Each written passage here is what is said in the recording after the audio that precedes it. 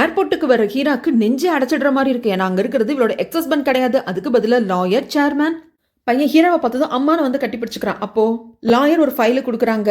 Chairman தான் இந்த பையனோட உண்மையான அப்பா. ஸோ பேரண்டியல் ரைட்ஸ் வந்து மாற்றப்பட்டுடுச்சு. குழந்தை வந்து அவங்க உண்மையான அப்பா கூட தான் இருக்கணும்னு சொல்லிடுறாங்க. ஹீராக்கு என்ன பண்றதுன்னு தெரியல. அதில் வேற வழியே இல்லாம சேர்மேன் கூட அனுப்பிச்சிக்கிறாங்க. பையனை சமாதானப்படுத்தி நீ சமத்தா இருந்தேன்னா கண்டிப்பா உங்க அம்மா ஹீராவை பார்க்கறதுக்கு கூப்பிட்டு போவோம் அப்படின்னு சொல்லிட்டு லாயர் சொல்லி சமாதானப்படுத்துறாரு. அதுக்கப்புறமாக சேர்மேன் கிட்ட வந்து லாயர் டீட்டெயிலாக நிறைய விஷயங்களை கேட்கறப்ப தான் தெரிய வருது. சேர்மேன் தனக்கு இன்னொரு ஆண் வாரிசு வேணும், அதை பெற்று கொடுக்கறதுக்கு இந்த சீமாங்கிற பொண்ணு தான் கரெக்டாக இருப்பா அப்படின்னு சொல்லிட்டு என்னை இன்டர்வியூ எடுக்கிறதுக்காக 1-2 வாட்டியா வந்தப்போ நான் பார்த்து கண்டுபிடிச்சிட்டேன். அதுக்கடையில் அப்புறம் என்னென்னமோ நடந்து போச்சு. சும்மா 11 வருஷத்துக்கு முன்னாடி எங்கே போனா ஏது போனான்னு தெரியல. என் குழந்தைய சுமந்துட்டு இருந்தா அப்படிங்கிறது கூட எனக்கு தெரியாது. அவள் ஃப்ரெண்டான ஹீரா கிட்ட கொடுத்து வளர்க்க சொல்லியிருந்திருக்கா அப்படிங்கிறதே. அவள் 11 வருஷத்துக்கு முன்னாடி எனக்கு ஒரு பாக்ஸ் அனுப்பிச்சா இல்லையா, அதை நான் லேட்டாக தான் ஓப்பன் பண்ணேன். அப்பதான் எனக்கே தெரிய வந்தது அப்படின்னு எல்லாத்தையும் சொல்றாங்க. அந்த பொண்ணு ஹீரா இந்த பையனை 10 வருஷமா வளர்த்துருக்கா. அம்மா பாசத்தை வச்சுட்டோ எது வச்சுட்டோ வரக்கூடாது, அதை நீ தான் பார்த்துக்கணும், அதையும் நீ தான் பார்த்துக்கணும்னு சொல்லிடுறாங்க.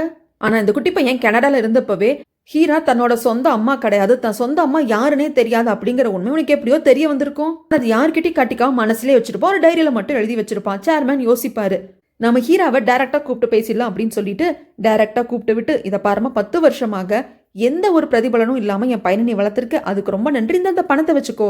இதுக்கப்புறம் எங்க லைன்ல நீ கிராஸ் பண்ணக்கூடாது. எஃபி லைஃப் இன்சூரன்ஸ் கம்பெனியோட அடுத்த வாரிசா என் பையன் வளருவான் அப்படிங்கிறப்போ இந்த பணத்தை கொடுத்தா சரியா போச்சா, அவன் என் பையன் எங்க என் பையன் கத்துறப்போ நீ அவனோட உண்மையான அம்மா இல்லைங்கிறது அவனுக்கு கனடால இருக்கிறப்ப தெரிஞ்சு போச்சுன்னு சொல்லிட்டு ஒரு டைரி எடுத்து போட, அது அந்த குட்டி பையன் எழுதின டைரி. அதை படிக்கிறப்பவே ரொம்ப கஷ்டமா இருக்கு ஹீராக்கு.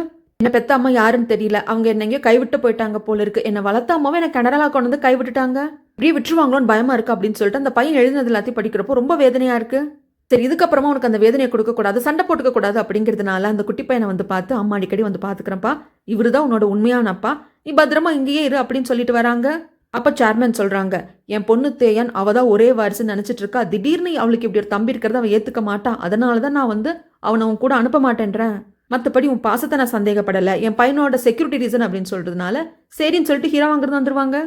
அதுக்கப்புறம் ஹீராவை லாயர் பார்த்துட்டு, சேர்மேன் திடீர்னு எனக்கு இப்படி ஒரு ஒர்க்கு கொடுத்ததுனால என்னால் என்ன பண்ண முடியும்னு தெரியல, அதனால நான் அந்த ஒர்க்கை நான் பண்ணிட்டேன், நான் மன்னிச்சுக்கோ அப்படிங்கிறப்ப ஹீராக்கு புரியுது. ஓகே, உங்களுக்கு ஒர்க் கொடுக்குறப்ப நீங்கள் என்ன பண்ணுவீங்க அப்படின்னு சொல்லிட்டு அண்டர்ஸ்டாண்ட் பண்ணிக்கிறாங்க. இன்னொரு பக்கம் அந்த தேயோ அந்த பாஸை காப்பாற்றி பத்திரமா வச்சிருக்கா, வெளி உலகத்துக்கு தெரியாம. ஒன்ஸ் கம்பெனியை கைக்கு வந்ததுக்கு அப்புறமாக ப்ராசிக்யூஷன் ஆஃபீஸில் உன்னை வந்து பேசி, இப்போ ஃபாரினுக்கு எங்கேயும் போக முடியாத மாதிரி இருக்கு இல்லையா, நான் அதுக்கெல்லாம் என்ன எதுன்னு பேசி வேற ஏதோ ஃபாரின் கண்ட்ரில நான் செட்டில் பண்ணிடுறேன் அப்படின்னு வாக்கு கொடுக்குறாங்க. அக்கா சிமாவை பற்றி நிறைய விசாரிக்க ஆரம்பிக்கிறாரு லாயர். அந்த சமயத்தில் தான் ஒரு மகளிர் அமைப்பு மூலமாக தான் சீமா குழந்தை பெற்று எடுத்துட்டு இருந்திருக்காங்க. ஏன்னா அந்த டைம்ல அவங்க யாரும் ஆதரவு இல்லாமல் இருந்திருக்காங்க அப்படிங்கிறதும், அதுக்கப்புறம் அவங்க சீமா எங்க போனாங்க குழந்தையோட அப்படிங்கிறது அவங்களுக்கே தெரியலங்கிறதும் லாயருக்கு தெரிய வருது.